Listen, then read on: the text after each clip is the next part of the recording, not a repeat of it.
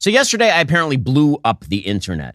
I blew up the internet because of something that I said on this show. What exactly did I say that blew up the internet? Well, I touched the political third rail. I talked about Social Security. Now, I know what you're thinking.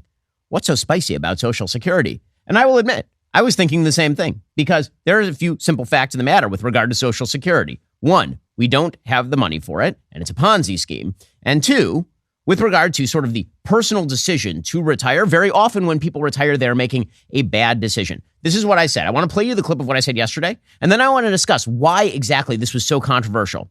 And I think it goes deep to the root of something that's happened on both the right and the left, which is this weird idea that work is somehow demeaning and bad and terrible, and that somehow purpose and fulfillment don't come from work and don't come from church and don't come from family. So where do they come from?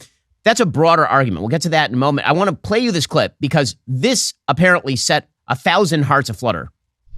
And let's be real about this. It's insane that we haven't raised the retirement age in the United States. It's totally crazy.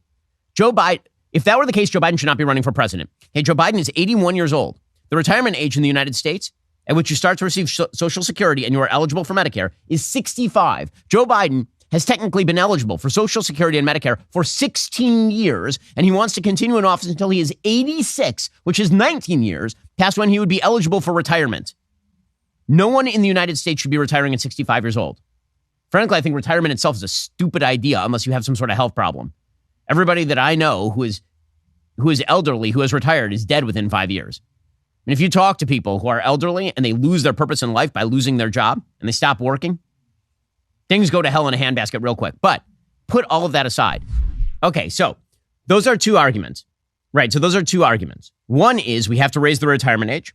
And two is that as a general rule, it is not a good personal decision for people to retire early. And I say even right there, unless we are talking about people who suffer a physical or mental malady as a result of continued work. So, for example, you're a bricklayer and now you're 65 years old and your back is gone. Obviously, you're going to want to retire from being a bricklayer because you have a physical malady, which I literally said on the show yesterday and everybody is ignoring. But let's go through these arguments one by one, because the first argument about raising the retirement age or privatizing Social Security or changing the Social Security system, this is considered the third rail of politics. And as I said in the show yesterday, Donald Trump hasn't touched it. He's the first Republican in a long time to have basically said the entitlements are off the table. We're not going to do anything about them. And I've said before, that's a smart political move. But smart political moves aren't necessarily good for the country. Both parties now argue that we can't touch Social Security. We can't touch Medicare. We can't touch Medicaid. The entitlement programs basically have to stay. The problem with that is that, of course, they're all going to go bankrupt. So politicians obviously have an incentive to keep kicking the can down the road and pretending that we have unlimited borrowing power and limited money to pay for a ballooning public debt. That, of course, is their incentive structure. But I'm not running for office, so I can tell you the truth, which is that if we don't raise the retirement age or privatize Social Security over time or make any changes to Social Security, we will go insolvent. Social Security is not, in fact, a lockbox. I saw a lot of tweets yesterday from people saying, I paid into Social Security. I'm just taking out what I got in. No, you're not.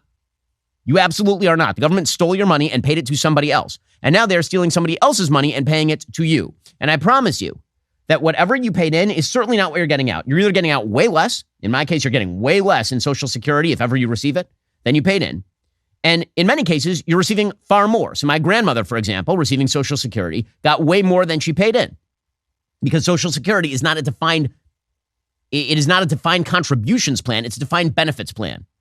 Right? Social Security tells you how much you receive, but it has nothing to do with how much you put in. Social Security is a pyramid scheme. It is a Ponzi scheme.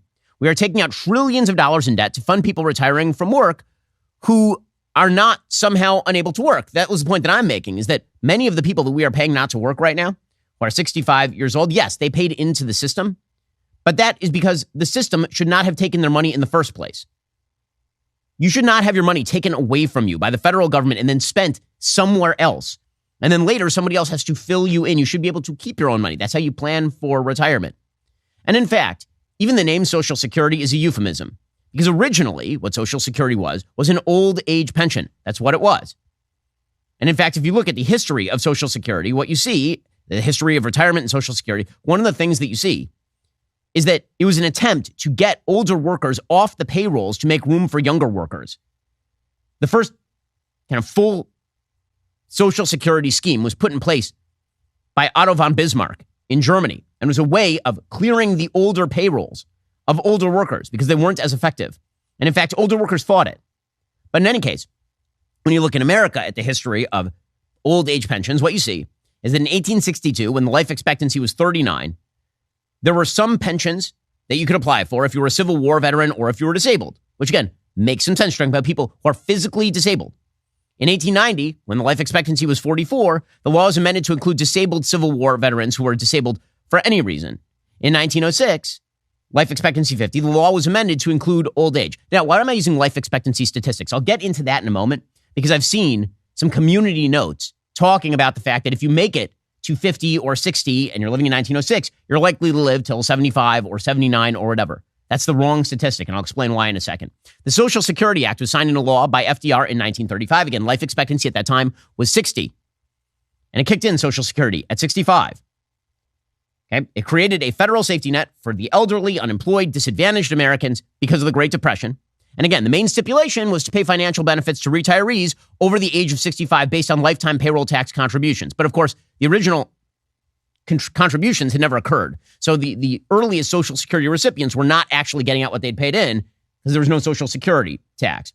We'll get to more on this in just one moment. First, using the internet without ExpressVPN, well, it's like forgetting to mute yourself on a Zoom meeting and having everyone hear your side conversation with your coworker. Not that that's ever happened to me, but, it's bad. Well, internet service providers track every single website you visit, which is also bad. They sell that information to ad companies and tech giants who then use it to target you with their ad programs. ExpressVPN reroutes your network data through a secure encrypted tunnel so your internet provider can't see or sell your online activity. It sounds complicated, but ExpressVPN is actually really easy to use. Just fire up that app, click one button. One subscription works on all your devices like phones, laptops, even routers, so everyone who shares your Wi-Fi can be protected as well. Here at Daily Wire, we're proud to have ExpressVPN as our top privacy partner because we believe everyone should be able to protect themselves from big tech's prying eyes. Protect your online privacy by visiting expressvpn.com/Ben today. That's expressvpn.com/Ben. Get an extra 3 months for free. That's expressvpn.com/Ben. That's the service I use. You should do the same. expressvpn.com/Ben to get an extra 3 months for free. Now, let's get to where we are with Social Security now. The Social Security Trust Fund, which doesn't really exist. Again, all that money was paid out before. It's based on new taxes. That Social Security Trust Fund is set to empty in 2037, at which point taxes will be enough to pay for only 76% of scheduled benefits, at which time all the benefits are going to get slashed. Why is that happening? The answer is demographics. In 1960, approximately 5 workers covered the benefits of one retiree. So 5 workers paying into the system, that covered the benefits of one retiree. Today, 2 workers cover the benefits of one retiree. That is unsustainable. Our demographic pyramid is upside down in the United States. We have too many old people, and we don't have enough young workers, which means that the Ponzi scheme is collapsing. According to the Peter G. Peterson Foundation, quote, the declining ratio of workers to beneficiaries creates financial difficulties for Social Security.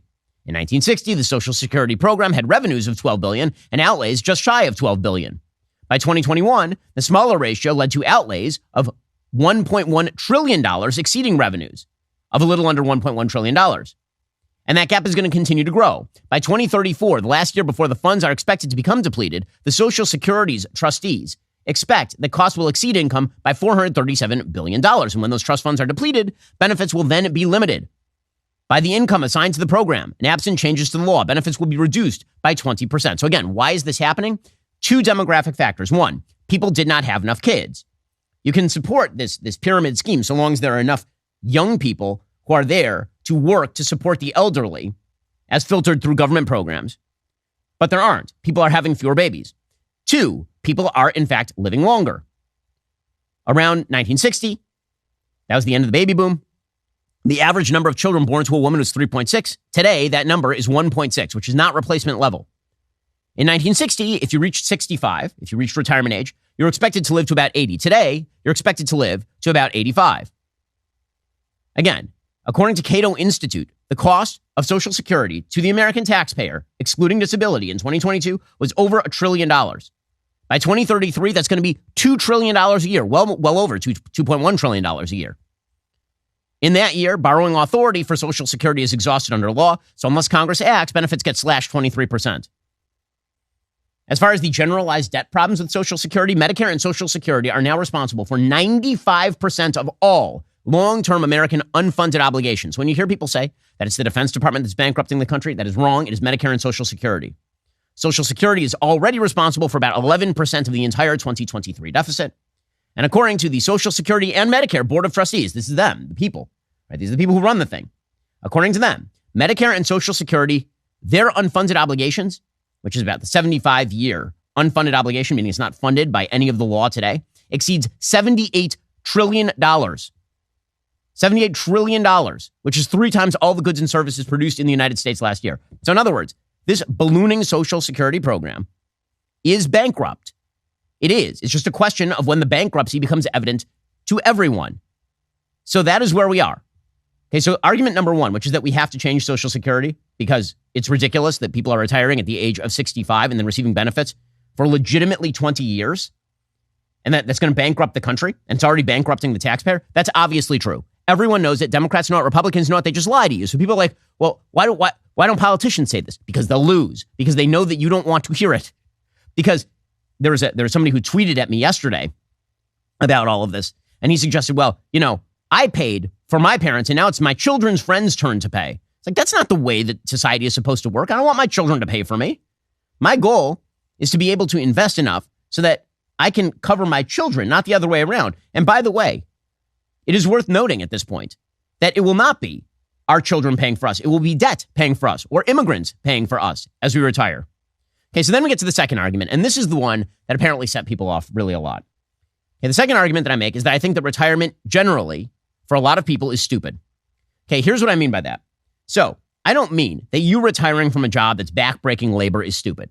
That's your personal decision. The argument that I'm making is sort of twofold. One, that the government has no actual obligation to fund your retirement if it allows you to keep your money in the first place. If it stole your money, then I understand. People who had their money stolen by the government, they want their money back. I get it, totally. Then there's the question of what retirement actually constitutes. There seems to be this idea about that retirement is natural, that you hit 65 and you go sit on a beach somewhere for the next 20 years of your life.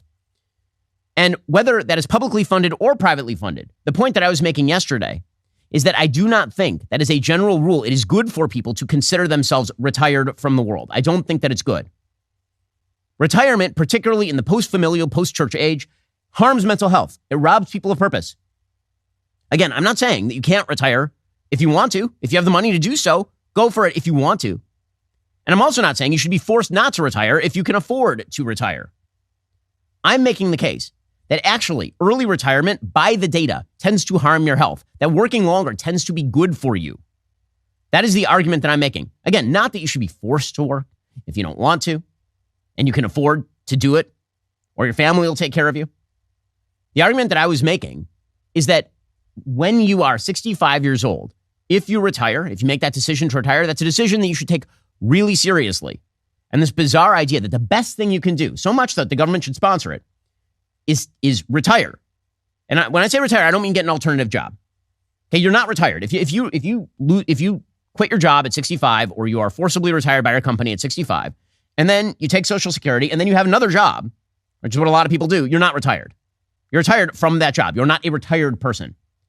Okay, the effects of the retirement I'm talking about is you retire from your job and all jobs, and you live on your pension or your Social Security. That tends not to be good for people in terms of health. According to the BBC, quote, research from the Institute of Economic Affairs suggests that while retirement may initially benefit health by reducing stress and creating time for other activities, adverse effects increase the longer retirement goes on. In fact, this study found that retirement increases the chances of suffering from clinical depression by around 40%, of having at least one diagnosed physical illness by about 60%. And of course, that's not particularly surprising, because for a lot of people, they find purpose in the thing that they've been doing for the past 40 years. We'll get to more on this in just one moment. First, are you struggling with back taxes or unfiled returns this year? The IRS is escalating collections by adding 20,000 new agents. In these challenging times, your best defense is to use Tax Network USA. Along with hiring thousands of new agents and field officers, the IRS has kicked off 2024 by sending over 5 million pay-up letters to those who have unfiled tax returns or balances owed. These guys are not your friends. Don't waive your rights and speak with these agents independently without backup. Tax Network USA is a trusted tax relief firm. They've saved over $1 billion in back taxes for their clients. They can help you secure the best deal possible. Whether you owe $10,000 or $10 million, they can help. Whether it's business or personal taxes, whether you have the means to pay, whether you're on a fixed income, Tax Network can help resolve your tax burdens once and for all. Seize control of your financial future right now. Don't let tax issues overpower you. Contact Tax Network USA for immediate relief and expert guidance. Call 1-800-245-6000 or visit tnusa.com/Shapiro. Turn to Tax Network USA. Find your path to financial peace of mind. That's tnusa.com/Shapiro. It used to be, by the way, that you could fill that gap with a few things. Right? You retired from your job or you were forced into retirement by your company, and you'd fill that gap in a few ways. One would be friendships. There's only one problem. In the United States, friendship has been declining for decades. As Robert Putnam wrote in Bowling Alone, nobody even has social clubs anymore. Church, which is another place that people tended to put their time in retirement, has been declining for decades. So people don't know what to do with themselves. Family has been declining for decades. In fact, actually, as an ironic byproduct of Social Security, family has been declining because it used to be before Social Security. What happened to grandma when it was time for grandma to retire or grandpa? They lived with you. Grandma and grandpa lived in the house with you, and you helped your parents out. That's what it was about. And that created intergenerational contact and point of contact. And that was fulfilling for grandma and grandpa, and it was fulfilling for kids and grandkids, because then you got the wisdom of grandma and grandpa. That's been completely destroyed by Social Security. Now the American vision is you hit 65 or you hit 70, whatever it is, you retire, and then we shuffle you off to the villages or some old age home or something. And listen, if you want to be there, that's fine. I mean, it's a free country. But the idea that this is like the ideal form of what 80-year-old life looks like is you don't see your kids, you don't see your grandkids, and you live in a home by yourself, that the data do not support the idea that this is wonderful for people. And it is worth noting that when this sort of idea was proposed, elderly people actually revolted against it. They didn't like it. Piece from 1999 by Mary Lou Weissman in the New York Times called The History of Retirement, From Early Man to AARP.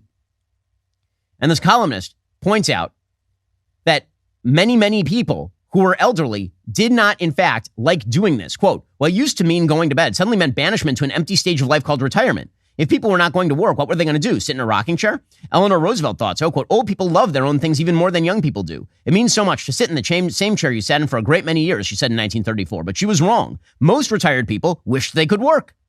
The problem was still acute in 1951 when the Corning Company convened a roundtable to figure out how to make retirement more popular. At that conference, Santa Rama Rao, an author and student of Eastern and Western cultures, complained Americans did not have the capacity to enjoy doing nothing.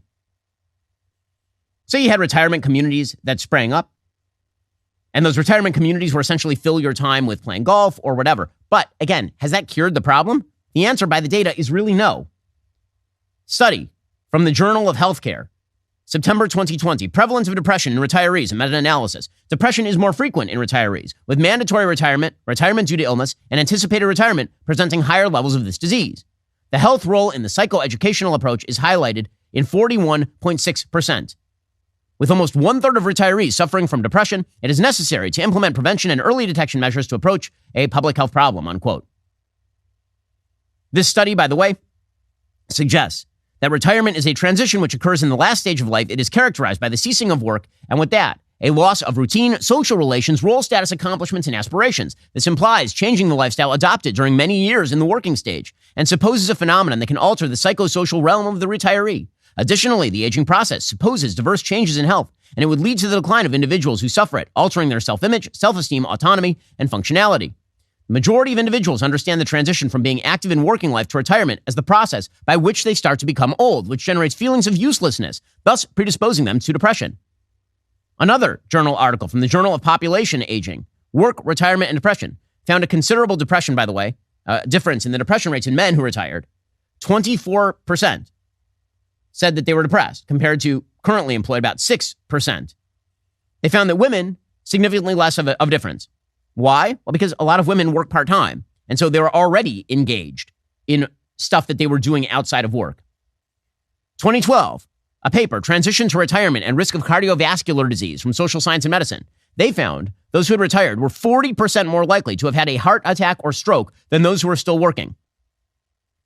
Another paper, The Association of Retirement Age with Mortality, a population-based longitudinal study among older adults in the United States. This is from the Journal of Epidemiology and Community Health. Quote, early retirement may be a risk factor for mortality, and prolonged working life may provide survival benefits among American adults. That same study found among healthy retirees, a 1 year older age at retirement was associated with an 11% lower risk of all-cause mortality. So again, that same study, by the way, One of the researchers explained that delayed retirement is the secret to a longer life. He defined retirement as, quote, the first year people responded to the survey saying they were completely retired. Okay, so there's some counter arguments to this argument that I'm making, which is that if you have a personal choice as to whether to retire or not to retire, you should seriously consider not retiring. And by retiring, again, I mean like retiring from all work, not you get an alternative job. That doesn't count as retirement. If you retired as a bricklayer and you became a tutor, that doesn't mean that you're retired. You're still working. Okay, so here are the counter arguments.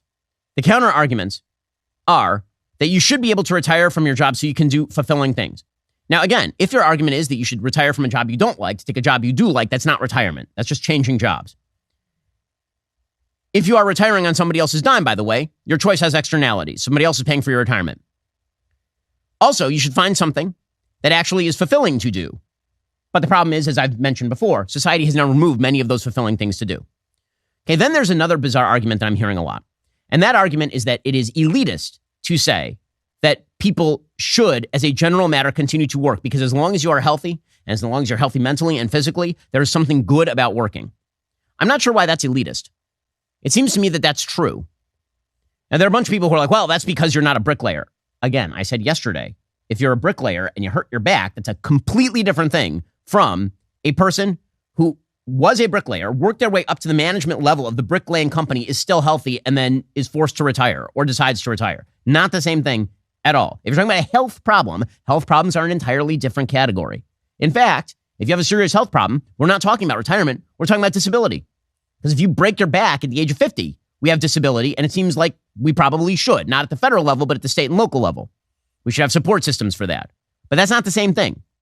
Well, folks, NBA season is already rocking and rolling this season. And if you're like us, you're about getting in on the action. Our favorite way to do that is with BetOnline. BetOnline has the largest offering of betting odds in the world. You can bet on virtually anything. From which game will LeBron score his 40,000th point? He just did that. To any player who scores 82 plus points in the regular season, to the classic bet of who you think is going to win a game. BetOnline is the best online sports betting platform. They pride themselves on their higher than average betting limits of up to 25 grand, and you can increase your wagering amounts by contacting their player services desk by phone or email. So don't be the odd man out. Join BetOnline today. Go to betonline.ag to place your bets for tonight's game. Use promo code BEN for a 50% instant deposit bonus of up to $1,000. That's betonline.ag. Use promo code BEN. BetOnline, the options are endless. Go check them out right now. It can be a lot of fun. Go to betonline.ag, place your bets, and use promo code BEN for that 50% instant deposit bonus up to $1,000.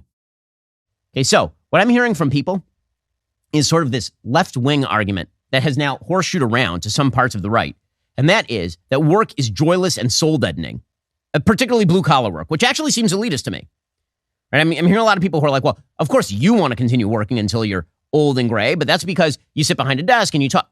Yes, I like my job. That's true. I love my job, and I've worked hard to get this job, and we employ 300 people at this company, which means that we are responsible for the support of thousands of dependents.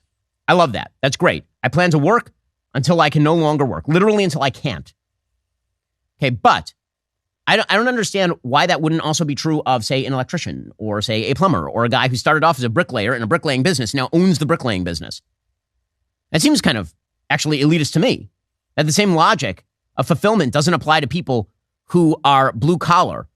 I know a lot of people who are electricians and are approaching retirement age. Many of them don't want to retire. They like being an electrician. And in fact, they feel useless if they do retire. And here's my real question. If you really believe that work is inherently degrading and joyless, even certain sectors of work, it's inherently degrading and joyless and terrible, so then what does an ideal retirement age look like? What you're really arguing against is the work itself. You're not really arguing about the retirement age. What you're really arguing against is the work itself. What does an ideal retirement age look like if you're in favor of this? Does a retirement age look like 21? I mean, that's when you're young and you're healthy and you can really enjoy your retirement. Why not push it to 21? Why exactly do we have to wait until you're 65 and you're feeling beat up and a little bit old in order to allow you to retire? If it's, quote unquote, allowing you to retire. Now, my point is, no one's, quote unquote, allowing you to retire, or it shouldn't be. It's your decision whether to retire, and it should be your decision whether to retire. The question of whether the taxpayer subsidizes that is an entirely different issue. I don't think that it's the government's business to subsidize your retirement. I'm not talking about people who are on the cusp of receiving Social Security, by the way, because the government did steal your money. And presumably there will have to be a phase out with regard to the age provisions of Social Security. What I am saying is that as a general ideological matter, You should be allowed to keep your own money. There has never been, as my friend Matt Walsh says, a greater robbery of the middle class than Social Security. They literally take working families and they tax them and they steal their money, and then they use that to pay elderly pensioners, many of whom are upper income. That is wrong. It is morally wrong. It is a Ponzi scheme for political benefit of the politicians. That's what it is. That was the point that I was making yesterday. And again, I think this goes to a deeper ideological point that I was making just a moment ago, which is, what do you think work is? Well, one of the fascinating things that some of the people who are sort of on the right on this, typically, who'd be considered right wing of the political spectrum, who were very upset with me yesterday, they were saying, well, you don't respect the blue collar worker because you're saying that people, quote unquote, don't deserve to retire. My point is that I don't think that retirement is a good personal decision. I think there's a deserve about it. You deserve whatever you can pay for. As far as what you deserve from the public, from the guy who's still working, that's a completely different story. But it is interesting to me that many of the same people who will, for example, object to automated technologies because they say that it kills jobs, and people need jobs. The universal basic income won't do it. You can't just cut somebody a welfare check and find a sense of fulfillment in that. Suddenly believe that the logic reverses itself when you hit 65. When you hit 65, they can cut you a welfare check in the form of Social Security, and that somehow this is more fulfilling than when you were 30 and they were cutting you a welfare check in lieu of a job. You can't have it both ways. You can't have jobs are good and also jobs are bad. Like you got to pick one. And my general perception is that human beings like to work in one form or another. And that human beings are really not made to, quote unquote, retire in the way that we think of it. Like sitting on a pool deck somewhere for 20 years. That's not what human beings are created for. From a biblical perspective, you might say, thou shalt work 6 days a week and on the seventh thou shalt rest. You might say that. As long as you still have your health and as long as you still have your mental aptitude, it seems to me like most people want to work and should. And that doesn't mean the government forces them to. We're not talking about sending you to the salt mines when you're 70 years old. But I'm just bewildered by this perception that that's somehow an elitist sentiment, when the point that I'm making is that I believe it is human nature for people to want to feel productive, useful, and purposeful. And if you can't find that production and purpose anywhere else than a job, which seems to be the way that it works in America these days, because again, church and family have disappeared, then you're going to have a bigger problem than you think when you quote unquote retire. Did you know that a baby's heart begins to beat at just 3 weeks? At 5 weeks, the heartbeat can be heard on ultrasound, and that is sometimes the only defense that the preborn have. This is where preborn steps in. Preborn rescues 200 babies every day from abortion simply by providing moms with an ultrasound. After hearing her child's heartbeat and seeing its perfectly formed body in the womb, she's twice as likely to choose life. By 6 weeks, the baby's eyes are forming. By 10 weeks, a baby's able to suck his or her thumb. Preborn needs our help to save these precious lives. For just $28, you could be the difference between the life or death of a child. And if you become a monthly sponsor, you'll receive stories and ultrasound pictures of the lives you helped to save. All gifts are tax deductible. 100% of your donation goes towards saving babies. To donate, dial pound 250, say keyword baby. That's pound 250 baby, or go to preborn.com/Ben. That's preborn.com/Ben. You're doing the Lord's work when you help them out. Go to preborn.com/Ben or dial pound 250 and say keyword baby to get started. Every dollar goes towards saving babies. Preborn.com/Ben.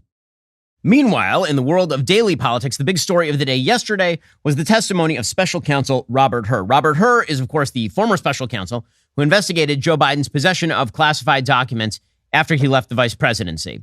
And Democrats are fighting mad at Robert Hur. Why? Well, I mean, he didn't prosecute Biden, even though Biden fulfilled every element of the law that would be required to prosecute him. He was grossly negligent in his handling of classified materials by every available piece of evidence. The reason that Democrats are mad at him is because Robert Hur presented them with a choice, and it was a very bad choice. Choice number one, Joe Biden was responsible for his violations of law and should be prosecuted. Choice number two, Joe Biden is responsible for violations of law, but he shouldn't be prosecuted because he's a sympathetic senile old man.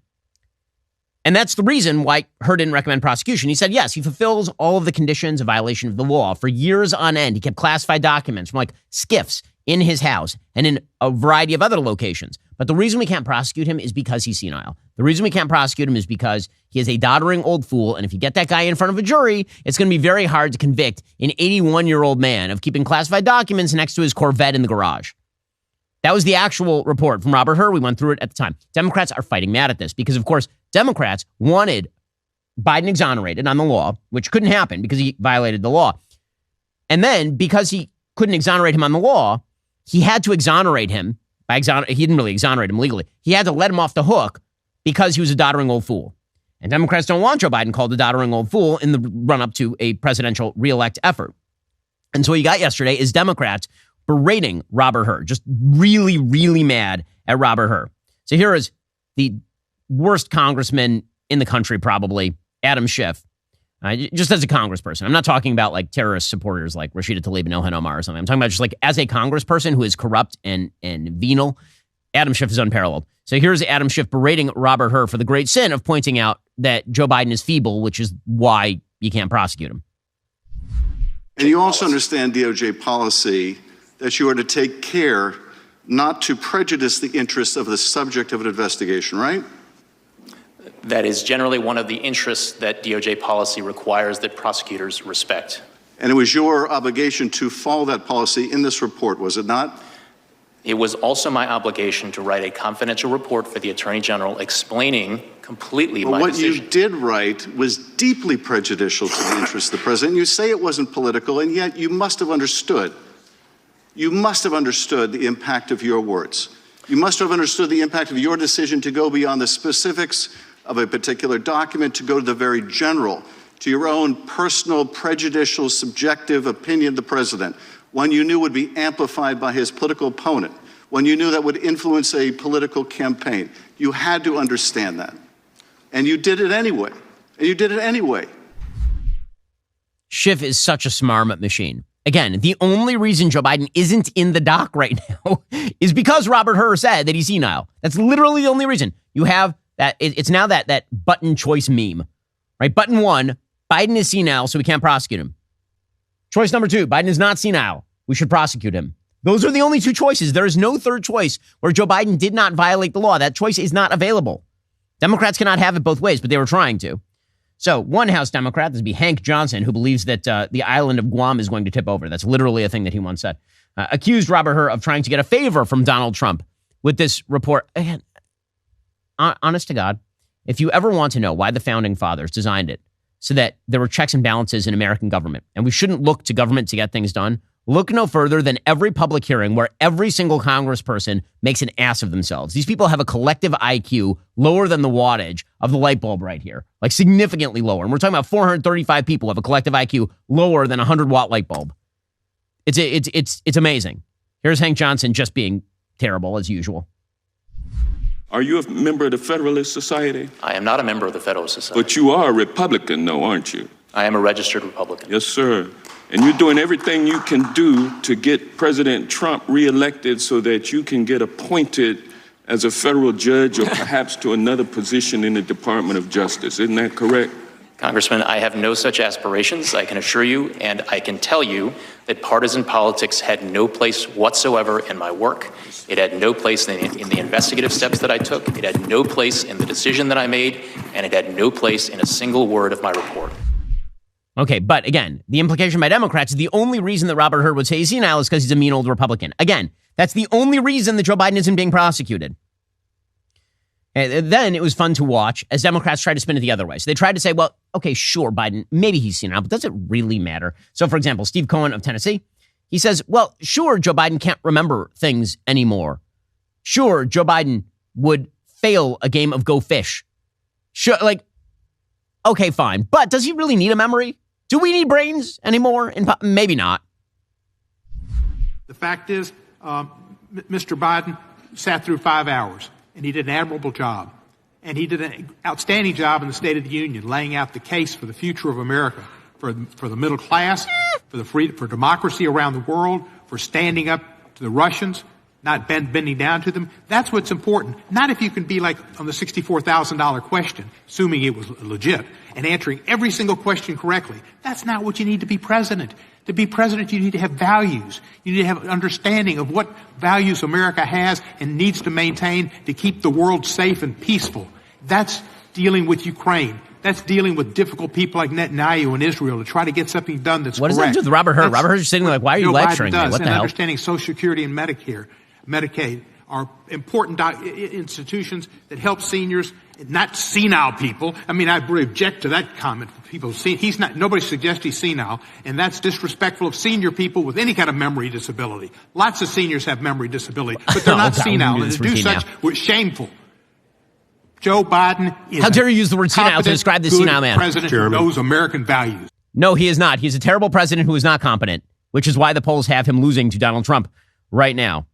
Absolutely insane. Okay, in just 1 second, we're going to get into the actual transcript of what Joe Biden said. And this dude has applesauce for brains. Legitimately applesauce for brains. Like, not even like chunky applesauce, smooth applesauce. It's gone all the way through the blender. We'll get to that in just 1 second. First, Jeremy's Razors is doing the unthinkable. This is a sale you cannot miss out on. Jeremy's Razors is lowering all prices for every razor. You want a trial set? Lower price. You want the starter set that comes with more cartridges? Lower price. Smooth 6, Precision 5, you guessed it, lower price. Take advantage of Jeremy's March of Madness now. Get it? It's like March Madness, but it's the March of Madness. Go to jeremy'srazors.com to get your razor at a discount right now.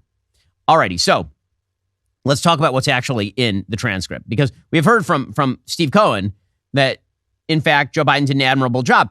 And ABC and CBS did the same thing. They said, oh, man, we read the transcript, and this guy is sharp as a tack. I mean, he is right on the money. Here are ABC and CBS doing press for the White House, which is what they do.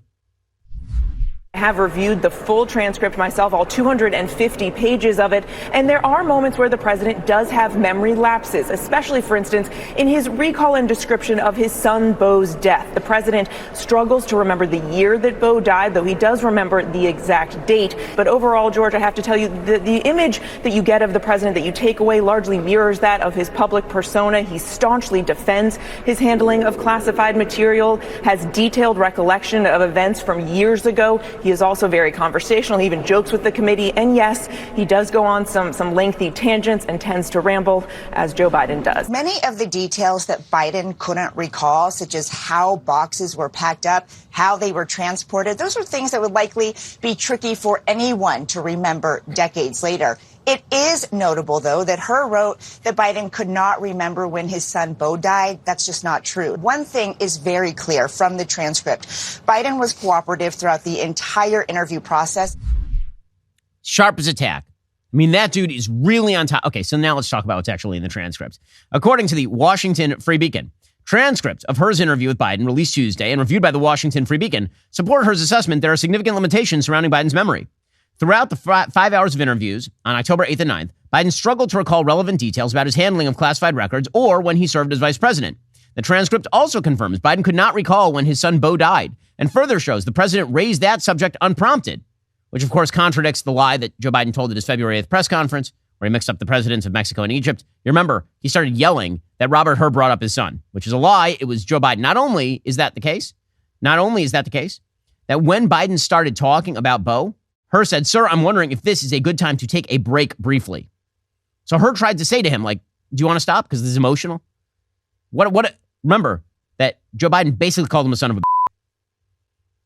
Early on in the October 8th interview with Hur, the special counsel asked Biden if he ever transferred any documents from the vice presidential residence to his primary Delaware residence. Biden answered that he did occasionally. And then he said, quote, "You left everything in place. I just hope you didn't find any risque pictures of my wife in a bathing suit, which you probably did. She's beautiful." That's not weird. It's not a weird thing to say. You're talking to a special counsel. You're talking about how hot your wife is in a bathing suit. That's not strange at all, you old weirdo. And then he didn't stop there. According to the Free Beacon, he proceeded to provide the special counsel a history lesson on his struggles as a frustrated architect designing plans for the home as it was being built. Biden went into great detail about how he obtained its furnishings, including a beautiful desk he purchased during his career as an attorney. During this tangent, Biden also revealed that he hit a target hundreds of yards away with a bow and arrow during a visit to Mongolia in August 2011. Quote, "I'm not a bad archer, but I hit the bleep target." A video uploaded by the Obama administration at the time, by the way, shows Biden shooting a bow into an empty field. So there's that. Then, apparently, he started talking randomly about his tort classes in law school. He said, "We had a really difficult professor. He called on me to, how they do in law school, discuss the case, In the first tort class, I'd never heard the case. I stood up and spoke for 10 minutes. The whole class stood up, started clapping." That is not remotely true. As somebody who went to law school, no, that has never happened to anyone in law school. And I went to a better law school than wherever he went, the University of Delaware, wherever. Okay, then it got weirder. Joe Biden apparently during this transcript detailed a bizarre episode during one of his first jobs out of law school involving a 23-year-old construction worker with a seared penis and missing testicle. Quote, this poor kid is down a 100-foot vessel chimney, scraping hydrogen bubbles off the inside. He was wearing the wrong pants, wrong jeans. Caught a spark, caught fire. Got caught in the containment vessel. He lost part of his penis and one of his testicles. He was 23 years old. Robert Hur must have been sitting there like, why are we talking about barbecue testicles? I don't even understand what's happening right now. That's so weird. And then apparently, my favorite part of the transcript, I love this part. My favorite part of the transcript is when he apparently started talking about his Chevy Corvette. And he started talking about the torque of electric vehicles. And he said, by the way, you know how it works? It's really cool. And Hur said, sir, I'd love to hear much more about this, but I do have a few more questions to get through. He's like humoring the old man. Sure, let's talk about, we'll talk about your love of Chevy Corvettes in just one. Honest to God, this part of the conversation reads like a conversation that I would have with my 7-year-old son. Legitimately. It's really funny. He's like, Biden just ignores him. Hur's like, we have some stuff to get through. And Biden is like, well, let me tell you more about torque. You step your foot on the accelerator all the way down until it gets about 6-7 grand. Then all of a sudden it'll say launch. All you do is take your foot off the brake. The transcript then indicates, makes car sound. Then Biden's like, vroom, vroom, vroom, vroom, vroom. Like, vroom. And Hur goes, it's on my bucket list. Don't worry, guys. Sharp as attack, our president of the United States. Again, you guys, you can't have it both ways. Either he's sharp as attack, in which case he should go to jail for, stealing classified materials and holding them in his house. Or he is not sharp as attack, in which case he should basically be let off the hook. But you can't have it both ways. And it's pretty obvious which one it is. You got applesauce for brains over here talking with Robert Hur and going, want to know how a choo-choo train works? Goes, choo-choo, choo-choo. Like the Amtrak, like a choo. You pull on it, and then it goes, chugga, chugga, chugga, chugga, chugga. Our genius president. Things are working out great. By the way, guys, like really well done on our nomination process in the last couple cycles. Just really, really well done. All right, so what did Robert Hur actually say in his testimony? He said many things that are relevant. First, he said Joe Biden obviously willfully retained classified information. My team and I conducted a thorough, independent investigation. We identified evidence that the president willfully retained classified materials after the end of his vice presidency when he was a private citizen. This evidence included an audio-recorded conversation during which Mr. Biden told his ghostwriter that he had, quote, just found all the classified stuff downstairs, end quote. Oops. Also, Robert Hur said that Joe Biden had classified materials at 7 different locations. Mr. Hur, classified documents were found at the Penn Biden Center? That's correct. They were found in President Biden's garage? In Wilmington, Delaware, yes. And in his basement den? Also in the same home, yes. In his main floor office? Correct. And his third floor den? Correct. At the University of Delaware? Correct. And at the Biden Institute? Correct. Well, that seems bad, that he had classified documents literally everywhere. Hur said, yeah, I have lots of reasons to believe that Joe Biden lied to me. At any point in your investigation, did you have any reason to believe that President Biden lied to you? I do address in my report one response the president gave to a question that we had posed to him that we deemed to be not credible. Oops. In fact, Robert Hur went even so far as to say that a reasonable juror could have voted to convict based on the fact alleged, which that's saying that he's guilty, basically. Based on the facts and anticipation of defenses presented in your report, could a reasonable juror have voted to convict? As I said in the report, some reasonable jurors may have reached the inferences that the government would present in its case in chief at trial. So a reasonable juror could have voted to convict based on the facts that you presented? Correct. Okay, so, he's saying all the things. He even said that Joe Biden's ghostwriter, when he was contacted by the special counsel's office, took all of the audio files and tried to trash them. I said this earlier in my opening statement. Page 200, Joe Biden, this is a quote, Joe Biden risked serious damage to America's national security when he shared information with his ghostwriter. Shared it with his ghostwriter, the guy who was helping Joe Biden get $8 million. And oh, by the way, Mr. Hur, What did that ghostwriter do with the information Joe Biden shared with him on his laptop? What did he do after you were named special counsel? Chairman, if you're referring to the audio recordings that Mr. Zwanitzer created of his conversations with exactly Biden, what I'm referring to. He slid, if I remember correctly, he slid those files into his recycle bin on his computer. Tried to destroy the evidence, didn't he? Correct. The very guy who was helping Joe Biden get the $8 million Joe Biden had used, the motive for Joe Biden to disclose classified information, to retain classified information, which he definitely knew was against the law. When you get named special counsel, what's that guy do? He destroys the evidence. Yeah, well, that happens to be the case. Okay, so Democrats try to say that Robert Hur exonerated Biden. He didn't, obviously. What the report said is that he actually probably committed the crime, but he's senile. So here is Pramila Jayapal. Again, the number of dullards in our Congress is just astonishing. Here's Pramila Jayapal, chair of the Congressional Progressive Caucus, trying to browbeat Hur into saying that he exonerated Biden when he clearly didn't. So this lengthy, expensive, and independent investigation resulted in a complete exoneration of President Joe Biden. For every document you discussed in your report, you found insufficient evidence that the president violated any laws about possession or retention of classified materials. The primary law that you analyzed for potential prosecution was part of the Espionage Act, 18 U.S.C. 793E, which criminalizes willful retention or disclosure of national defense information. Is that correct?